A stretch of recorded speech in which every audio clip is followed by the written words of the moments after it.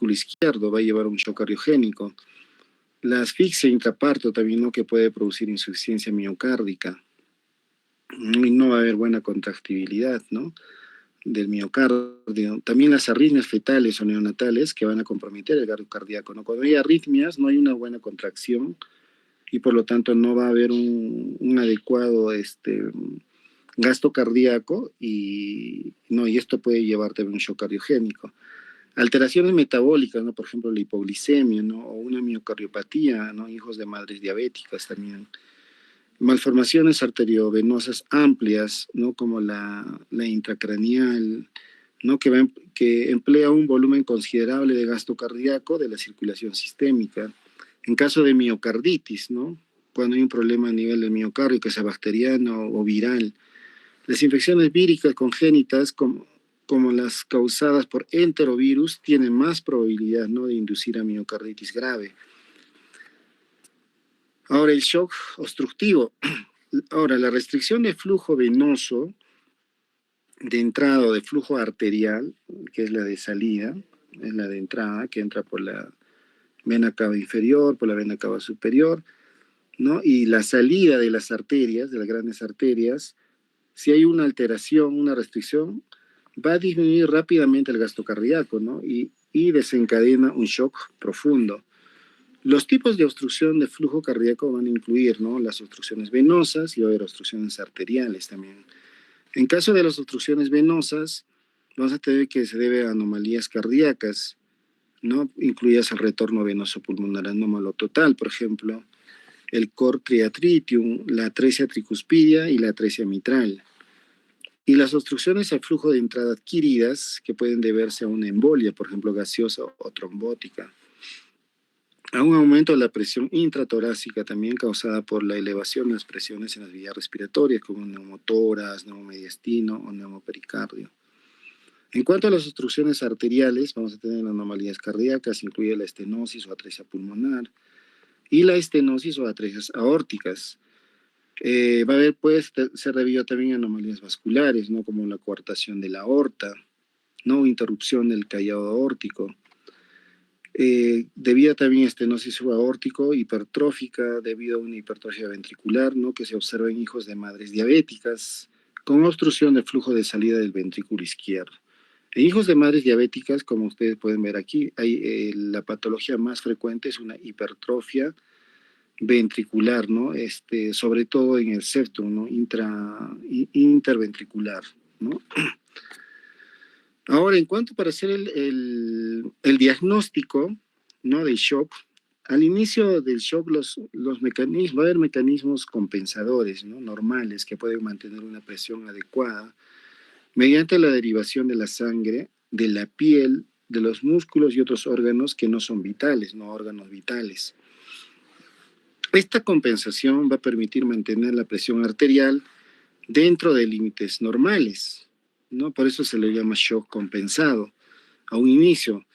Y la perfusión hacia los órganos vitales, o sea, va a quitar la sangre de la piel, de los músculos y otros órganos y va a derivar al corazón, cerebro y glándulas suprarrenales. No, ahí estaríamos, si la presión está normal, estaremos ante un shock compensado. Ahora, las manifestaciones clínicas que vamos a ver en este shock compensado van a ser sutiles, en donde vamos a ver un incremento, ¿no? De la resistencia vascular sistémica, que se manifiesta por la disminución de la perfusión periférica. Vamos a ver una piel fría, pálida, reticulada, ¿no? Con un llenado capilar lento, mayor de 3 segundos, algunos dicen mayor de 5 segundos de llenado.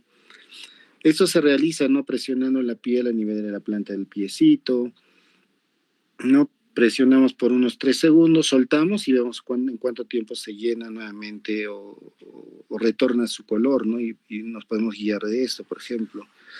Vamos a ver que existe taquicardia, que justamente acelera la frecuencia cardíaca para mantener un adecuado gasto cardíaco.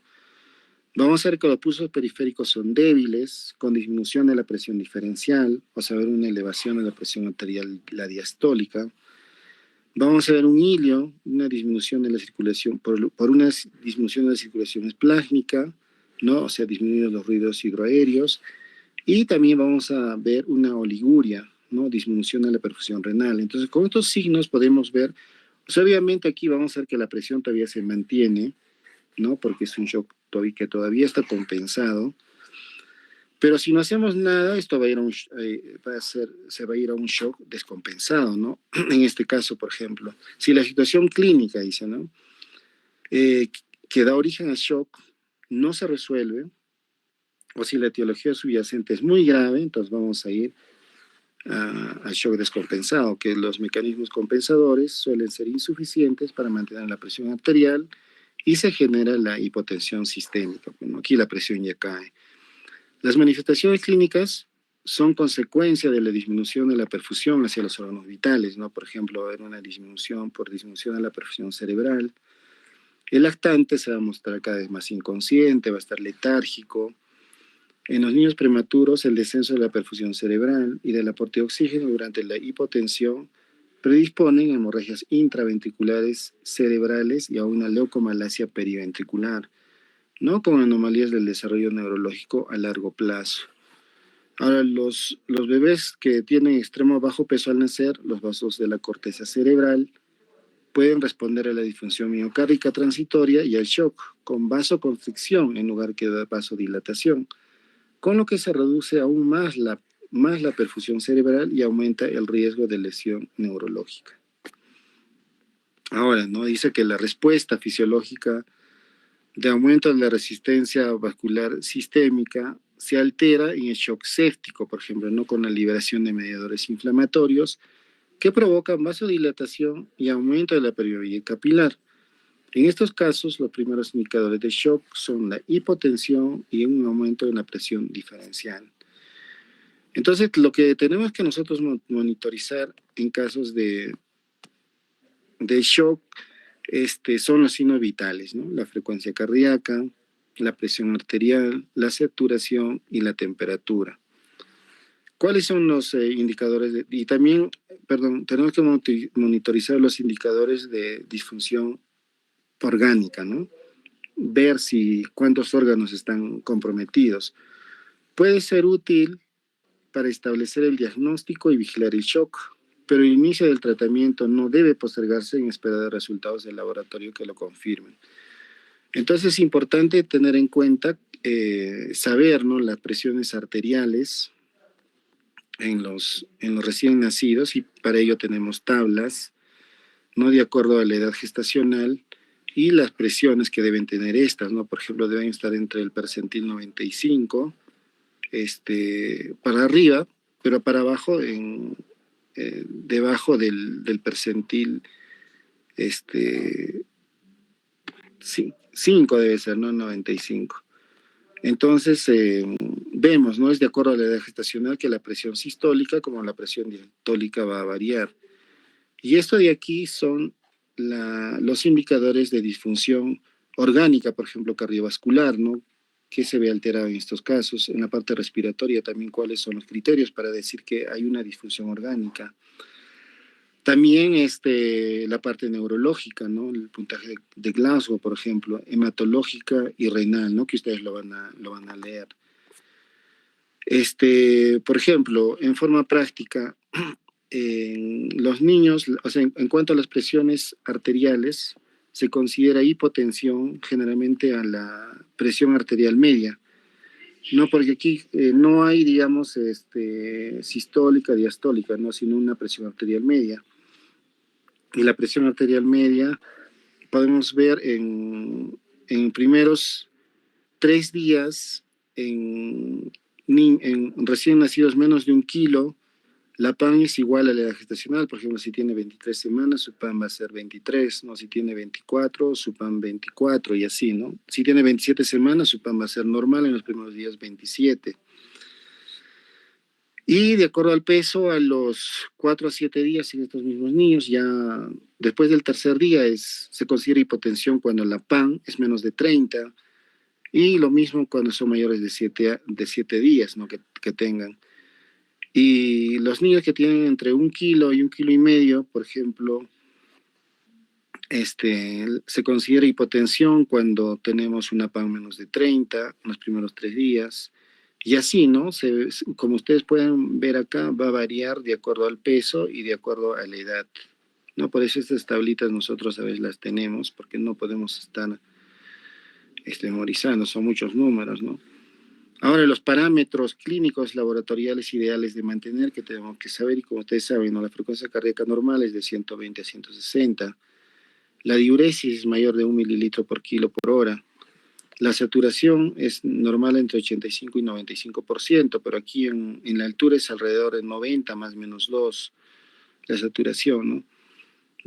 La presión arterial de oxígeno, la presión parcial de oxígeno es entre 50 y 80, es lo normal. La PAM, por ejemplo, en recién nacidos a término es mayor de 40 y en recién nacidos prematuros mayor de 30, ¿no? Como se dan cuenta aquí. La presión parcial de CO2 también es entre 40 y 55 normal. La presión venosa central oscila entre 2 a 6 centímetros de agua y el pH entre 7.25 y 7.35, es normal. En cuanto al shock descompensado, un flujo sanguíneo y oxigenación, va a haber un flujo sanguíneo y oxigenación ya inadecuadas, ¿no? Y el metabolismo celular se va a volver principalmente anaeróbico, con producción de ácido láctico y pirúvico. Por lo tanto, nosotros, ¿qué tenemos que hacer para ver laboratoriamente esto? Un AGA. No, y un AGA vamos a ver si está incrementado el lactato. Vamos a ver también si ya hay acidosis metabólica, en este caso el pH va a estar disminuido, ¿no? Y vamos a tener el bicarbonato también disminuido, ¿no? Para decir que es una acidosis metabólica. Entonces tenemos que ver los valores del lactato sérico, ¿no? En forma seriada, que nos van a ayudar a predecir la respuesta a las intervenciones médicas. También podemos hacer un ecocardiograma, ¿no? Si tenemos una ecografía del corazón, ¿no? Para valorar la anatomía, o sea, si hay una malformación, o si hay una alteración en el flujo cardiovascular, ¿no? Sobre todo el flujo de la vena cava superior, ¿no? Vemos en casos de shock hipovolémico que está colapsado, ¿no? Y también la vena cava inferior que se ve con el ecógrafo, vemos que la vena cava inferior también colapsada en shock hipovolémicos.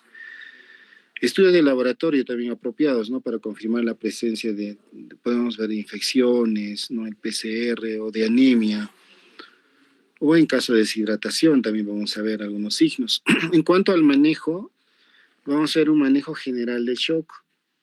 En recién nacidos, ¿cómo se empieza? Siempre a colocar accesos vasculares, ¿no? Para poder poner los bolos y los medicamentos, ¿no? Venosos para suministro de fluidos, de hemoderivados, los inotrópicos, ¿no? Como la dopamina, la butamina, la adrenalina, que vamos a ver más adelante. Y también para medir la presión venosa central. Idealmente se debe contar con una vía venosa central y la umbilical de ser posible, ¿no? Por eso a los recién nacidos, si están malditos o pesan menos de 1,5 kg, tenemos que ponerles su catéter umbilical, ¿no? Tanto el arterial como el venoso. Colocar un acceso vascular arterial también, ¿no? Umbilical, como les decía, para el monitoreo continuo de la presión arterial, invasiva y la obtención rápida de muestras sanguíneas. Les hablaré un poco de esto, ¿no? Cuando nosotros colocamos un catéter umbilical venoso, el venoso es para administrar, ¿no? Medicamentos, destroza y todo eso. Pero también le colocamos un catéter umbilical arterial. Esto nos va a servir solamente para dos cosas. Por ahí no podemos infundir ningún tipo de medicamentos, ni sangre, ni nada, no, solamente para medir la presión arterial y para obtener muestras de sangre, ¿no? Para no estar pinchándoles. También tenemos que colocar una sonda orogástrica, ¿no? Para evitar la distensión gástrica y evitar broncoaspiraciones. Tenemos que instalar también una sonda vesical para el control de la diuresis, ¿ya?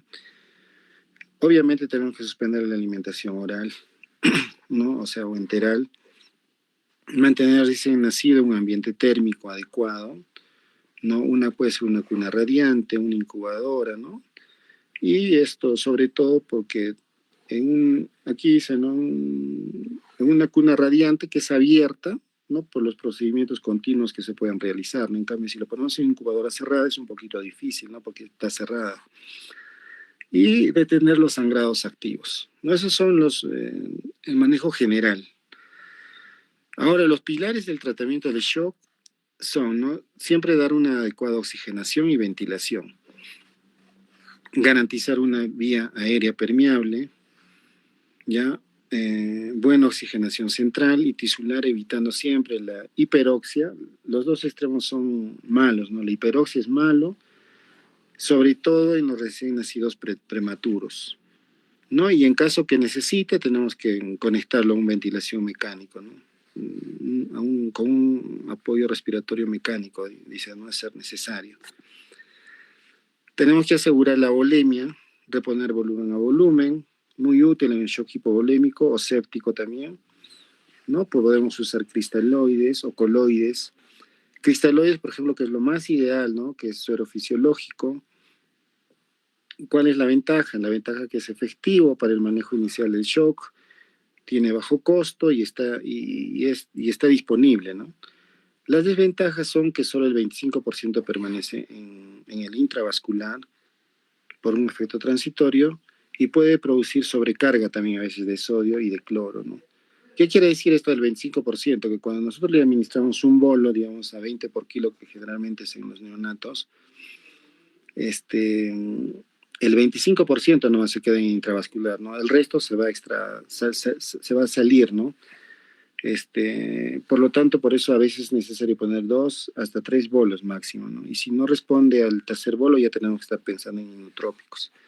La dosis, como acá dice, es de 10 a 20 mililitros por kilo, se pasa en bolo, o sea, en 10 a 20 minutos, y se puede repetir de acuerdo a la respuesta, ¿no? Como les digo, puede ser 2 hasta 3 veces máximo. En cuanto a los coloides, por ejemplo, tenemos la albúmina al 5%, cuya ventaja no se recomienda su uso en general, tiene una vida media de 24 horas, podría ser útil para pasar líquido al intravascular en el paciente con un tercer espacio muy aumentado, y las desventajas es de alto costo y el riesgo que nos puede dar esto, que nos puede producir un edema pulmonar. O sea, que eso qué quiere decir, que no se extravasa como aquí, ¿no? El 21. Aquí todo se queda en el intravascular, ¿no? Y eso hay que tener cuidado. En caso de hemorragias, tenemos que reponer la volemia, ¿no? Puede ser con paquete globular, ¿no? O sea, con glóbulos rojos concentrados, y la dosis es de 10 a 15 mililitros por kilo, y eso se pasa en 1 a 2 horas. Tenemos que corregir también factores negativos, por ejemplo, la hipoxia, dándole oxígeno, hipoglicemia, dándole bolos de glucosa, ¿no? La hipocalcemia, también bolos de calcio, hipomagnesemia, dándole magnesio, o hiperpotasemia también, como ya hemos visto en la anterior clase. Corregir la acidosis metabólica persistente en recién nacido a término, ¿no? Eso se realiza con bicarbonato de sodio, de 1 a 2 miliequivalentes por kilo, lento y diluido. Si el pH es menos de 7.25 y hay una buena ventilación pulmonar, ¿no? Podemos aplicar el bicarbonato de sodio. Ahora, en cuanto al uso de inotrópicos, si ya no nos responde al primer bolo, al segundo bolo de cloruro de suero fisiológico, ya tenemos que estar pensando en usar, ¿no? La dopamina. La dopamina generalmente es un inotrópico que nos ayuda a mejorar la hemodinámica, ¿no? La presión arterial y la función miocárdica. Esto va a depender, es dosis dependiente. Por ejemplo, una dosis de 1 a 4 microgramos por kilo por minuto generalmente actúa, ¿no? Como vasodilatador renal y mesentérico. En una dosis de 4 a 10 microgramos por kilo por minuto va a aumentar la contractibilidad miocárdica, la presión arterial y la frecuencia cardíaca. Y generalmente esto es lo que nosotros más usamos, a esta dosis, ¿no? Entre 4 a 10.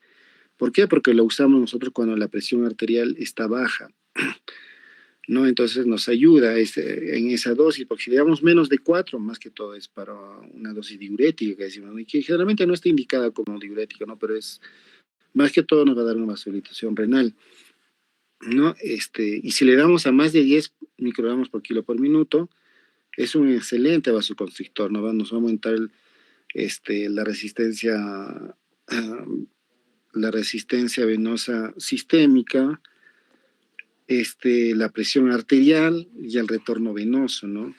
Entonces nosotros empezamos siempre con una dosis de 8 microgramos y vamos titulando de acuerdo a la respuesta, ¿no? De la presión arterial. Si sigue baja, le aumentamos un punto, le aumentamos 2 puntos, Y podemos llegar incluso hasta 20 microgramos por kilo por minuto, que es la dosis máxima, ¿ya? En cuanto a las recomendaciones, nos dice aquí, por ejemplo, ¿no? Iniciar con una infusión de 5 microgramos por kilo por minuto. Nosotros empezamos con 8, ¿no? Y aumentar o disminuir según respuesta en un periodo de 10 a 15 minutos. O sea, le damos ese tiempo y vamos titulando, ¿no? Si nuestra PAN es todavía baja, le aumentamos un puntito, 2 puntitos, vamos subiendo, ¿no? Si está muy alta, también la disminuimos, ¿no? Ahora, la dobutamina también, ¿cuándo la podemos utilizar? Esta nos ayuda más que todo a nivel de bomba. O sea, nos aumenta la contractibilidad miocárdica, ¿no? Y disminuye la resistencia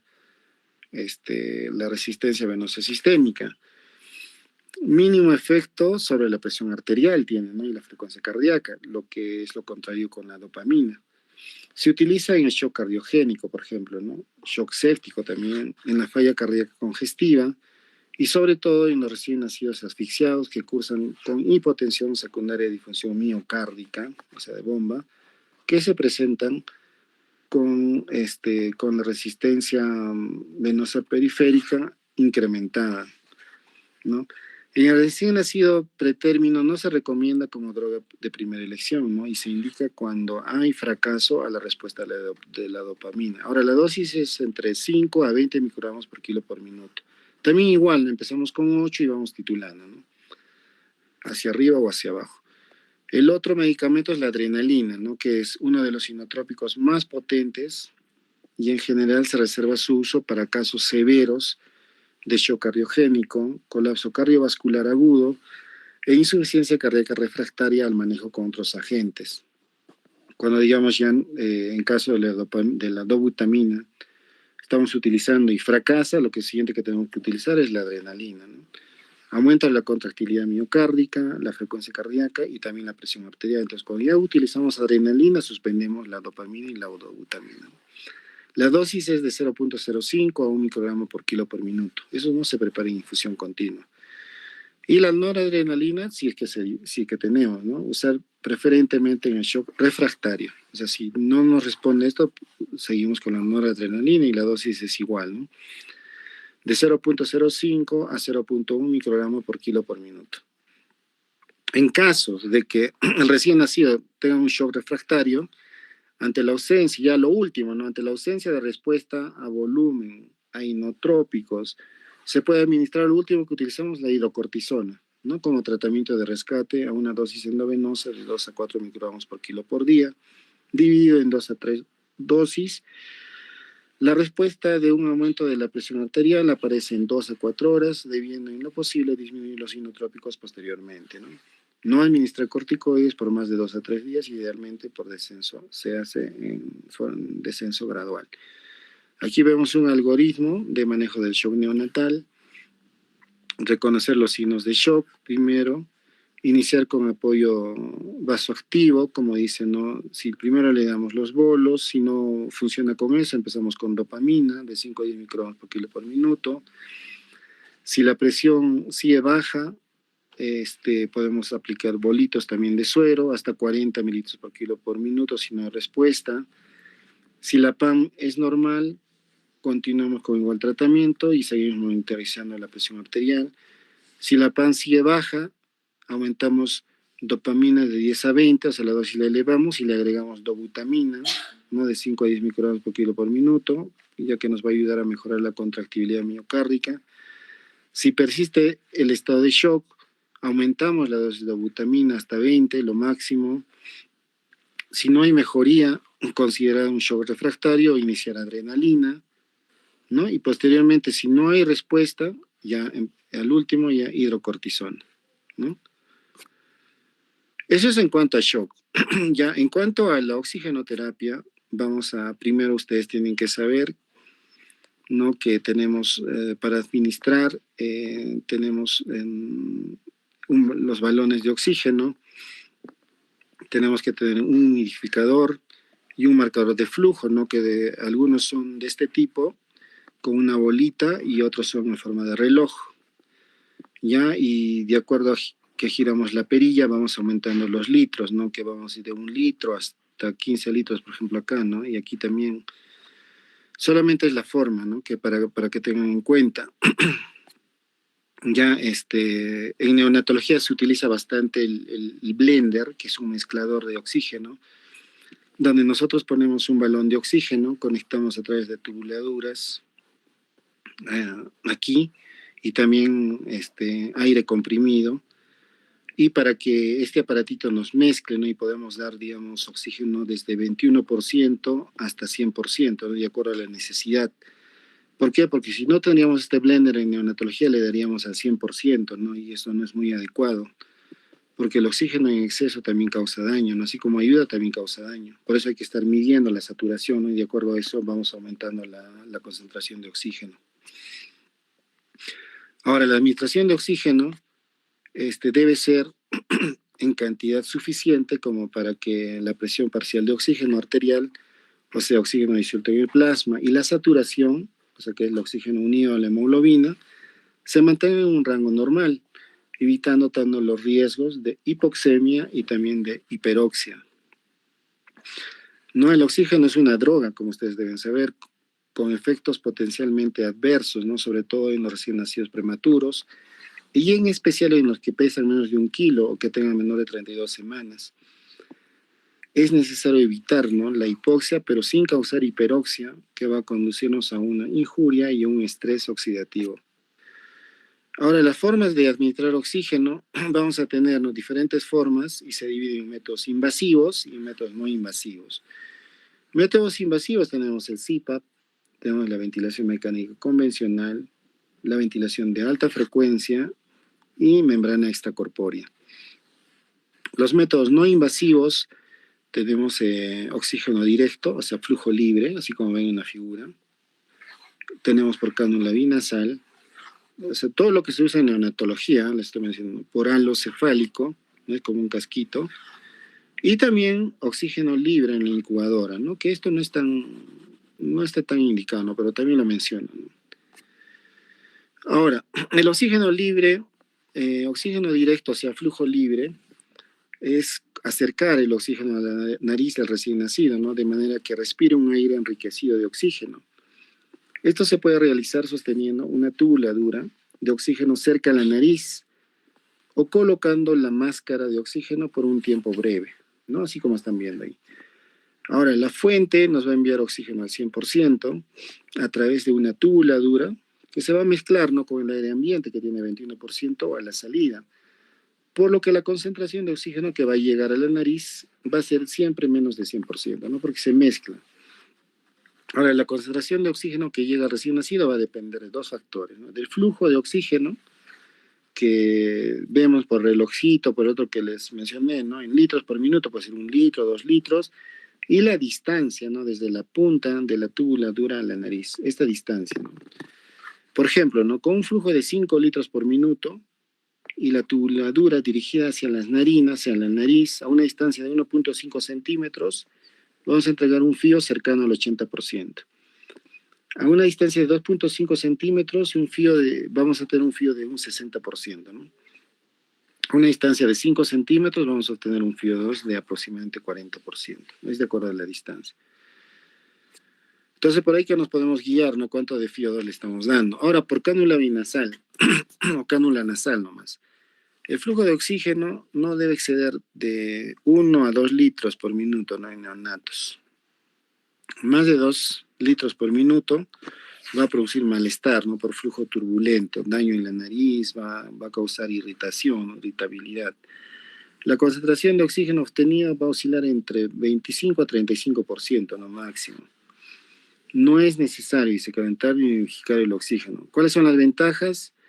Es un método simple, de bajo costo, va a permitir una adecuada alimentación por vía oral, porque va a estar en la naricita, y una interacción entre el recién nacido y los padres también, ¿no? El personal y el medio ambiente.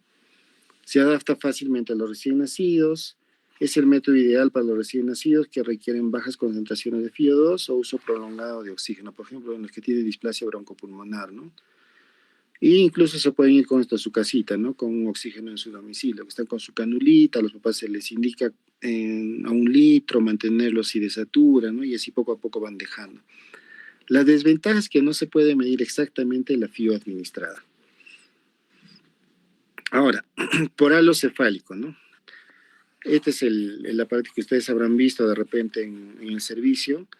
No se trata de un halito o una campana de acrílico, no con una abertura en forma de media luna para que entre el cuellito, para colocar la cabeza recién nacido, con un orificio de entrada para la tubuladura, que está en esta parte, ¿no? Y de oxígeno y una tapa opcional en su sector superior. A veces acá arriba tienen una tapita, ¿no? En este caso, por ejemplo, es íntegra todo, ¿no?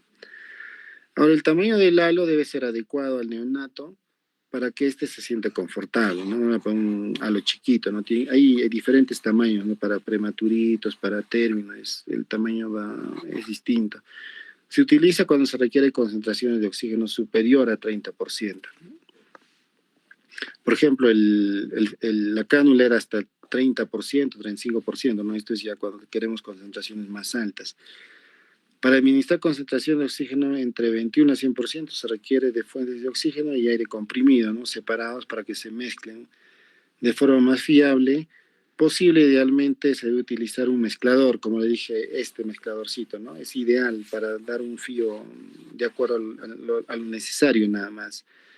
Como mínimo debemos de colocar un flujo siempre mayor de 3 litros, o sea, nunca le podemos dejar en halo y menos o sea, de 3 a menos. ¿Por qué? Para evitar la reinhalación del CO2, ¿no?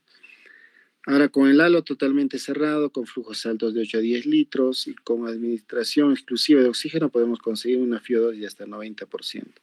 ¿Cuáles son las ventajas? Que se pueden mantener concentraciones precisas de oxígeno, pudiendo ser medidas colocando un sensor de oxímetro, que es un medidor de concentración de oxígeno cercano a la nariz del recién nacido. La desventaja es que son incómodos para el manejo de enfermería, y a veces para el mismo recién nacido, ¿no? Y puede interferir con las interacciones entre el recién nacido y los padres, el personal y también el medio ambiente. Ahora les decía del oxígeno libre en incubadora, no se puede utilizar cuando se requiere concentraciones de oxígeno inspirado menos de 30%, pero no se recomienda. ¿Por qué? Porque la concentración de oxígeno cae bruscamente cuando abres la puerta de la incubadora, ¿no? Ahora, para el manejo de la FIO2 y la saturación de oxígeno, ¿no? Tenemos que nosotros manejar un FIO2 adecuado, que les dije, no tenemos que programar límites de alarma de saturación, por ejemplo. El monitor de saturación de oxígeno debe ser usado inmediatamente que recién nacido, luego del nacimiento. O sea, apenas nace y va a necesitar oxígeno, tiene un problema de oxigenación, digamos, le ponemos su pulsoxímetro. No, en la sala de parto y durante el traslado, la mínima se programa en 85% y la máxima en 93%. Dicen no más del 95% de los recién nacidos prematuros más grandes. No deben ser modificados los límites solo porque la alarma suena, dice frecuentemente, ¿no? Y nunca deben ser apagados las alarmas, ¿no? De los monitores de oximetría. Ahora, alarma de saturación baja. Ante la alarma de saturación menor a 85%, siempre es conveniente que nosotros nos preguntemos, ¿no? ¿Está apropiada la onda de pulso? O sea, las ondas de pulso tienen que ser bien regulares para decir que esa es su saturación, ¿no? O es un problema de sensor, también puede ser de sensor, ¿no? O cómo está la frecuencia cardíaca, tenemos que ver, y el esfuerzo respiratorio, porque si su frecuencia respiratoria está normal, sus latidos están dentro del normal y vemos que está desaturando menos del 85%, tal vez porque está malogrado el sensor, no está bien colocado. O cuán baja la saturación y cuánto tiempo ha estado por debajo de los niveles aceptables también. Entonces, las saturaciones que nosotros deseamos siempre van, ¿no? De 88 a 92, 88 a 94, 90 a 96 en los recién nacidos a término, por ejemplo, ¿no? Siempre en los prematuros la saturación que nosotros debemos buscar no es alta, ¿no? Nunca debe ser más del 92%, por ejemplo, en menores de 1,2 kg o menos de 32 semanas. Entre 88 y 94% de niños que pesan más de 1,2 kg o mayor de 32 semanas. Y un recién nacido a término o un recién nacido con displasia pulmonar, más o menos que satura entre 90 y 96% nomás, ¿no? Ahora, el descenso de FIO2 y niveles de saturación, ¿no? Siempre que la saturación sea superior a la deseada en forma estable, no inferior en 10 minutos, se debe descender paulatinamente la FIO2 de 5 en 5 puntos, ¿no? Hasta tener 35% de FIO2 donde los descensos ya podemos realizar incluso un poco más lentos, ¿no? De 2 en 2 puntos para evitar cambios bruscos de la presión parcial de oxígeno. ¿No? ¿Qué quiere decir? Si la saturación está alta, digamos, estamos poniendo un FIO2 de 80%, ¿no? Y si está saturando más del 95%, le bajamos 5 puntos, ¿no? Le damos 85 nomás. Y así vamos bajando a 5 puntos, pero cuando llegamos, ya estamos con un FIO de 35 y ya tenemos que bajar de 2 en 2, ya no de 5 en 5, ¿no? Ahora, incrementos de FIO2, incrementar el oxígeno de menos a más con incrementos también igual, de 5 en 5. En casos de episodios de apnea, ¿no? Si digamos hace un apnea, el bebé, o sea, deja de respirar, tenemos que ventilar con la misma FIO2 que recién nacido estaba recibiendo, ¿no? Y si hace falta reanimar, colocamos un saturómetro, medimos la saturación y bajamos la FIO2 a valores que mantengan una saturación entre 88 y 93% hasta estabilizar al recién nacido. En todos los casos en que el niño requiera un incremento de FIO2, el profesional que realizó el cambio debe permanecer al lado del paciente hasta la estabilidad del mismo. O sea, no podemos dejarlo libre, ¿no? Le dejamos a 90% e irnos, ¿no? Tenemos que estar ahí viendo, ¿no? Porque el oxígeno también, como a veces es necesario, es dañino también, ¿no? Para la salud. No aumentar el FIO2 y dejar el área al recién nacido, ¿no? Hay que evaluar porque es necesario hacer cambios a veces, no dejar al recién nacido porque está mejor o porque su saturación mayor a la recomendada también. Ahora, evaluación y control de la oxigenación en recién nacido, ¿no? Además del control de la oxemia, también controlar, ¿no?, las condiciones generales que influyen en la oxigenación celular. Por ejemplo, tenemos que ver una presión arterial adecuada, que esté la perfusión adecuada, su temperatura, su volemia, el hematocrito, ¿no? Sobre todo un hematocrito 40% más, su hemoglobina también que sea adecuada, la evaluación de signos indirectos, ¿no? Hipoxemia, de hipoxia tisular, como la presencia de cianosis, que es muy tardía cuando se presenta ya, controlar la frecuencia cardíaca, la frecuencia respiratoria, ¿no? Ya que la hipoxemia produce tanto apneas como bradicardia también, ¿no? Ahora, el control no invasivo de la saturación de oxígeno de la hemoglobina se realiza mediante el saturómetro de pulso, el cual puede ser utilizado en todos los recién nacidos y no requiere calibración frecuente. Va a detectar hipoxemias más rápido que la constatada clínicamente, ¿no? Debido a que habitualmente la cianosis no se va a observar hasta que la presión parcial de oxígeno cae por debajo de 60 y la saturación es menos de 90. Ahora, en transporte de un recién nacido de la unidad de cuidados intensivos neonatales, ¿no? Para ello es imprescindible desplazarse con tranquilidad, utilizar un pulso oxímetro permanente y contar con un mezclador con un blender de gases, ¿no? Y todos sabemos que al primer minuto recién nacido están saturando entre 60 y 65%, y a los 10 minutos recién va a saturar entre 85 y 95%. Ahora, nos recomiendan, ¿no? De no contar, por ejemplo, con un mezclador o un blender, podemos nosotros utilizar esta bolsa autoinflable, ¿no? Y si le sacamos el reservorio, ¿no? Y digamos, le conectamos aquí el oxígeno, abrimos a 8 a 10 litros, le estamos dando una FIO2 aproximadamente de 40% cuando le retiramos digamos, el reservorio, ¿no? Pero con reservorio y le damos esa cantidad, le estamos dando casi el 90, 100%, ¿no? En el traslado es ideal también contar con una bolsa de reanimación con manómetro, ¿no?, en la válvula de PEP, o mejor aún con un respirador, ¿no?, o con un ventilador de transporte o un neopaf. Ahora, todas las recomendaciones acerca de saturometría óptima en prematuros son válidas y deben ser cumplidas siempre que recién nacido reciba oxígeno, ¿ya? Ahora, los controles gasométricos, ¿no?, pueden ser utilizados a través de la extracción de gases de sangre arterial, ¿no?, si se pone un catéter umbilical instalado, o también puede ser venoso, ¿no?, o capilar, y estos son los parámetros que nos recomiendan, ¿no?, valores normales. ¿Cuáles son las complicaciones de la oxigenoterapia, no? El oxígeno, como cualquier otro fármaco, también tiene efectos adversos, ¿no? Y lo más importante están relacionados con la administración del oxígeno son, por ejemplo, a nivel pulmonar, ¿no? ¿Cuáles son los efectos, las complicaciones, ¿no?, que nos podría producir una displasia broncopulmonar, sobre todo en prematuros? Ahora, problemas a nivel ocular, la toxicidad de oxígeno en la retina está directamente relacionada con el grado de la prematuridad, ¿no? a la concentración de oxígeno en sangre, así como al tiempo de exposición, ¿no? La presión parcial de CO2 y los cambios bruscos de oxigenación juegan un papel importante, ¿no?, en el desarrollo de la retinopatía del prematuro. Entonces, la otra complicación ocular es la retinopatía del prematuro, ¿no?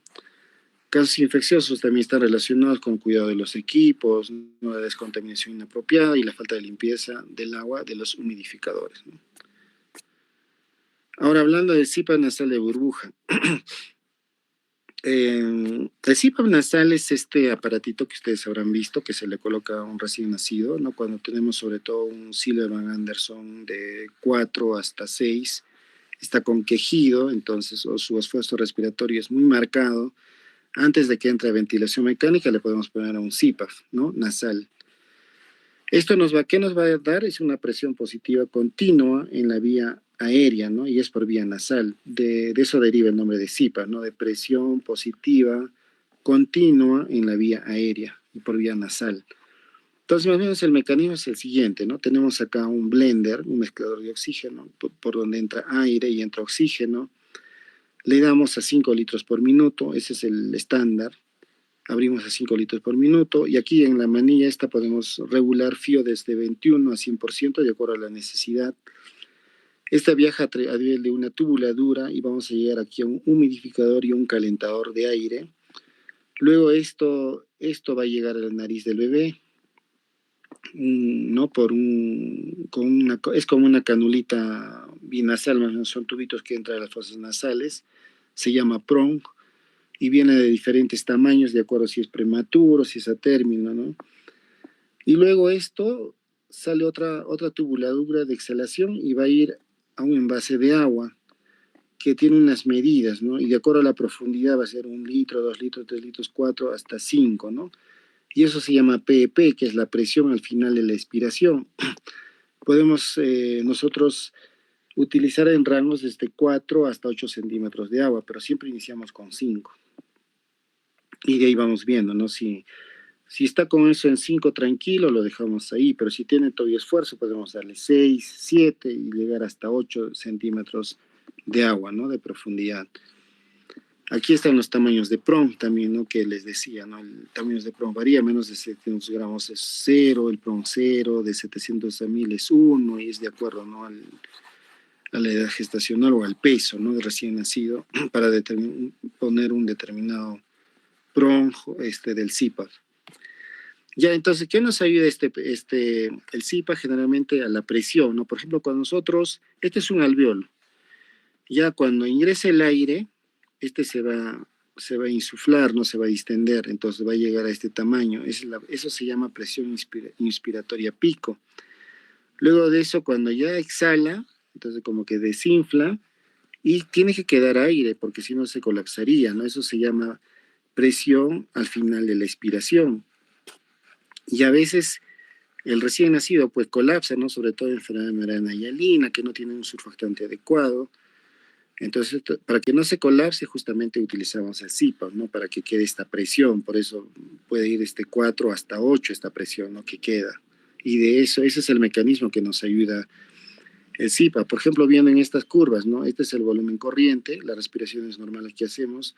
Inhalamos, exhalamos, inhalamos, exhalamos, inhalamos, exhalamos. A veces inhalamos profundamente, ¿no?, y sube, o exhalamos profundamente, baja, ¿no?, que es el volumen de reserva expiratorio. Y luego aquí tenemos también igual, ¿no?, el volumen corriente o volumen tidal. Entonces, el CPAP, ¿a qué nos ayuda? Nos ayuda mejora nuestra capacidad residual funcional, ¿no? La capacidad residual funcional, este volumen, ¿no?, que se siga quedando distendido, o sea, que no se colapse, ¿ya? Ahora, ¿cuáles son los criterios de ingreso para CPAP, ¿no? Todo recién nacido con distrés respiratorio caracterizado por retracciones acompañadas de quejido, ¿no?, que tenga un Silverman de 4 a 6. Si tiene 1, 2, 3, es leve, ahí podemos utilizar canulita, podemos utilizar casco, halo, ¿no? Pero si es más, ya tenemos que estar pensando en CPAP. O sea, es un paso más. O cuando la presión parcial de oxígeno esté menos de 50 en un AGA, con un FIO2 más de 40% y esté en casco cefálico, entonces ya no da más, le pasamos a CPAP. O cuando hagan apneas, ¿no? Apneas seguidas. Entonces el prematuro no respira, entonces la única forma de estimular es con el CIPA, por ejemplo, ¿no? O luego de retiro de ventilación mecánica, cuando lo vamos a extubar, ¿no? Generalmente no lo dejamos así nomás o con casquito, tenemos que pasarlo a CIPA, ¿no? ¿Cuáles son las contraindicaciones también? Por ejemplo, no se puede poner un síndrome de aspiración meconial severo. ¿Por qué? Porque al ponerle un CIPA le metemos presión y a veces como hay fenómenos de válvula, ustedes saben, el líquido meconial cuando entra a los alvéolos causa como una especie de válvulas, ¿no? Entonces inflamos y podemos poner un neumotórax, ¿no? Por ejemplo, tampoco en hipertensión pulmonar severa, no está prohibido. En desórdenes neuromusculares, no como insuficiencia respiratoria. O sea, si el bebé no tiene una respiración propia de él, no le vamos a dejar en CIPA, ¿no? Ella tendría que tener la ventilación mecánica, ¿no? En caso de neumotórax también, cuando le damos mucha presión, entonces no es conveniente, sí, pero ya es necesario intubarlo, pues, ¿no? O en caso de hernia diafragmática, ¿no? En hernias diafragmáticas apenas nace ya se le intuba, pues, ¿no? Para que no entre aire a los intestinos, ¿no? Y se distienda más. En atresia de esófago también con fístula tampoco se le puede, ¿no? Pues si no le estaríamos introduciendo aire a los intestinos, ¿no? Ahora, un poco hablando de ventilación mecánica convencional, para que tengan solamente una idea también, ¿no? No es para que, porque eso es muy avanzado ya, ¿no? Tenemos los ventiladores mecánicos, como aquí podemos ver en la figura, que ahí existe una rama inspiratoria por donde ingresa el aire, que siempre tiene un calefactor, ¿no? Y un humidificador, ahí hay agüita y hay un calefactor, entonces entra aire caliente y humidificado por el tubo endotraqueal que previamente le hemos intubado, y hay una rama expiratoria, ¿no? Por donde sale el aire y se elimina. Y igual es el mecanismo, ¿no? O sea, entra aire, vamos a tener una presión inspiratoria pico que se llama el PIP, sale el aire, para que no se colapse tiene que quedar una presión, que es el PEP, que es la presión al final de la expiración. Entonces, ¿cuáles son los parámetros que nosotros tenemos que programar en un ventilador? Es el FIO2. Como siempre iniciamos con un FIO2 de 60% y luego de acuerdo a su saturación vamos incrementando o disminuyendo de 5 en 5 puntos, ¿no? Como hemos visto. La presión inspiratoria pico, por ejemplo, esta presión que damos, no hay una medida de acuerdo a la edad, ¿no? Podemos dar entre 14 hasta 25, por ejemplo, ¿no? Generalmente empezamos con 15, 16 y vemos cómo mueve el tórax el bebé. Entonces, cuando ya mueve, ya lo dejamos ahí. El PP empezamos con 5 de presión y podemos ir aumentando hasta 7, 8, ¿no? La frecuencia respiratoria que programamos en un ventilador es la fisiológica, ¿no? Que sabemos que es la frecuencia respiratoria entre 40 y 60. Obviamente, si es más pequeño, tenemos que ponerle mayor frecuencia respiratoria, ¿no? Y otra es la relación, inspiración, expiración. La relación siempre es de 1 a 2, ¿no? Una inspiración y el tiempo de expiración es un poquito más largo para que pueda salir el aire, ¿no? Ustedes van a ver ahí perillas para poner estos parámetros. Por ejemplo, aquí la frecuencia cardíaca, donde dice rate. Aquí está en 30, ¿no? Pero lo podemos poner entre 40 y 60. Aquí tenemos la presión inspiratoria, pico, que puede ir de 14 a 25. El tiempo inspiratorio en este ventilador, por ejemplo, tenemos que darle porque hay una relación de 1 a 2. Aquí dice el PP, ¿no? Entonces le ponemos también más o menos en 5. El flujo también no es igual como el oxígeno, el flujo de oxígeno que se le abre aquí, porque es 0.5, del trigger, este es el trigger. Y el FIO2, ¿no? Que podemos empezar entre un 60% y ahí incrementar de acuerdo a la necesidad del paciente. Ahora, en las indicaciones de ventilación mecánica convencional recién nacido, el ingreso de apoyo respiratorio mecánico debe ser previo al deterioro progresivo, ¿no? De la función respiratoria, expresado por cianosis persistente, compromiso del sensorio y o agotamiento respiratorio.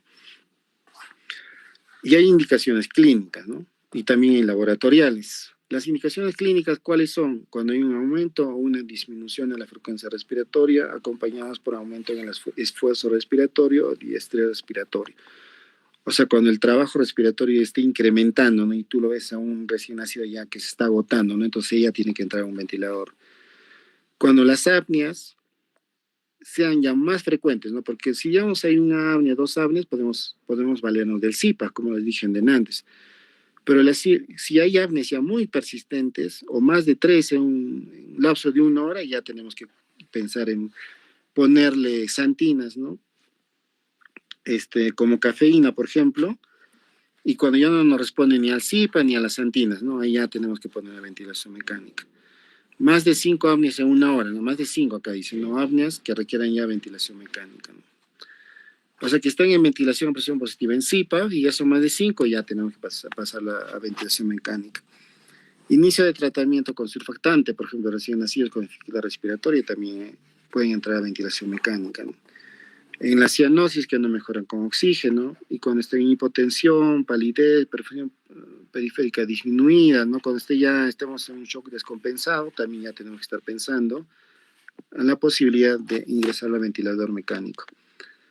Ahora, indicaciones según gasometría, ¿no? Si con FIO2 de 60% o más se obtienen los siguientes valores, ¿no? Si estamos con FIO2 de 60 ya, y la presión parcial en un área está menos de 50 o de CO2 más de 65%, también, ¿no? O cuando hay una acidosis respiratoria persistente con un pH menos de 7.25. También, ¿no? Según el tipo de patología no respiratorias, por ejemplo, en enfermedad membrana hialina, hipertensión pulmonar persistente, en aspiración meconial y requiere de apoyo, ya no podemos ponerle CIPA, como les dije, tienen que ir a ventilador. En vías aéreas en laringomalacia, ¿no? Por ejemplo, en atresia de Coanas, en síndrome de Pierre-Robin, puede ser, ¿no? En tumor nasofaríngeo, en subglótica. Cuando hay problemas del sistema nervioso central, ¿no? Cuando hay apneas de prematuro, convulsiones, asfixia perinatal, encefalopatías, ¿no? Diferentes causas que ustedes van a leer ahí, ya son necesarios ponerse a ventilador. Cuando hay disminución o ausencia de esfuerzo respiratorio, ¿no? Parálisis del nervio frénico, por ejemplo, lesiones de médula espinal, miastenia gravis, disminución de gasto metabólico, shock en caso de sepsis, hipoglicemia, insuficiencia cardíaca congestiva, ¿no? Las severas. Y bueno, para anestesia general, manejo postoperatorio, inmovilidades extremas, ¿no? Tétanos, anormalidades electrolíticas y hay otras causas también, ¿no? Los parámetros iniciales que yo les di era un resumen, aquí hay más detallados, y los sagas que buscamos con el ventilador está aquí también, ¿no? Y lo más importante es que se debe tomar un AGA media hora luego de haber programado los parámetros de ventilador mecánico, ¿no? Para ver en cuál de ellos bajamos, disminuimos o aumentamos, ¿no? Bueno, eso es todo. Es bastante en realidad lo que es ventilación, SIPA, shock. He tratado de hacer y sacar lo más importante. No sé si tendrán alguna pregunta. Doctor. Buenas noches, doctor. Hola, sí, dime, te escucho. Yo tengo una pregunta con respecto, bueno, a cuáles serían las indicaciones ya para usar el ECMO, doctor. El ECMO. Uh-huh. Ya, mira, normalmente nosotros vemos ya cuando los parámetros, a ver, antes del ECMO todavía tenemos la ventilación de alta frecuencia. Ya, digamos, cuando el índice, o sea, ahí se saca en el AGA, a través del AGA se saca un índice oxigenatorio. Ya cuando están superando, digamos, 25 de índice oxigenatorio, ya tenemos que estar pensando en una ventilación de alta frecuencia, ¿no? Que, digamos, donde la frecuencia, es un SIPA que vibra prácticamente la alta frecuencia. O sea, ¿qué les digo? Le ponemos como si fuese un CPAP y unas frecuencias respiratorias en Hertz, que son, ¿no? Que más o menos te van hasta 600, 700, 800 respiraciones por minuto, ¿no? Vibra prácticamente, como turbulencia entra. Pero cuando ya tenemos índices oxigenatorios más de 40, ya pues, ¿no? Ya tenemos que estar pensando en ECMO. O sea, cuando ya no le da ni siquiera la alta frecuencia, ¿no? Entonces ahí ya tiene que ingresar a ECMO, ¿no? ECMO, por ejemplo, en el Perú todavía no hay, ya en Perú no hay. Yo he visto en Argentina, hemos visto 2 casos, casos de coqueluche en lactantes, que generalmente ellos los que ingresan, ¿no? Y bueno, el manejo es muy, muy especializado, ¿no? O sea, hay un grupo, un equipo de neonatólogos capacitados, ¿no? Para hacer este tipo de procedimientos. Y no son del todo al 100% de los 2 que vi y los 2 fallecieron, ¿no? O sea, no es, digamos, como que tan fácil, ¿no? Una circulación extracorpórea. Bueno, es lo que te puedo decir, ¿no? En qué casos podrían ingresar a ECMO. Es lo último, ¿no? Que se puede hacer. En donde se coloca catéteres de las arterias, ¿no? Del cuello, y sale la sangre, ¿no? Un aparatito donde se oxigena la sangre y va entrando por otro lado, ¿no? Vuelve al bebé y tenemos que estar, la sangre es anticoagulada, se anticoagula, se mide cada media hora, ¿no? La coagulación y a veces por hemorragias son los que también fallecen, ¿no? El primer caso que vi falleció por una hemorragia intracerebral, por la coagulación, ¿no? Que ya tenía muy elevada. Hizo una hemorragia cerebral y bueno, cuando ya tenía la hemorragia cerebral ya se quitó, pues, ¿no? La hemorragia y se quitó el ECMO y quedó ahí ya, ¿no? Bueno, eso te podría decir acerca de la circulación extracorpórea, Jackie. Ya, ok, doctor. Muchas gracias. ¿Alguna otra pregunta que tengan?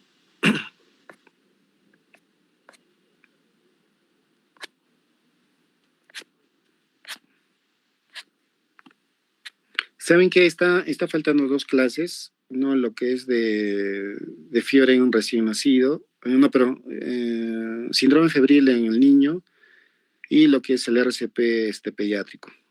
Tenemos que hacerlo esta semana sí o sí, porque creo que la otra semana ya tienen examen, ¿no? El examen final. Sí, Jean-Pierre, es así, ¿no? Doctor, muy buenas noches. Sí, ¿Qué tal, es Jean-Pierre? efectivamente Dime. así. Sí, Ya no ha habido Sí, dime. el examen va a ser el 26 de este mes. Ya estamos hablando de la otra semana, ¿no? Sí, doctor. Claro, el día miércoles de la próxima semana.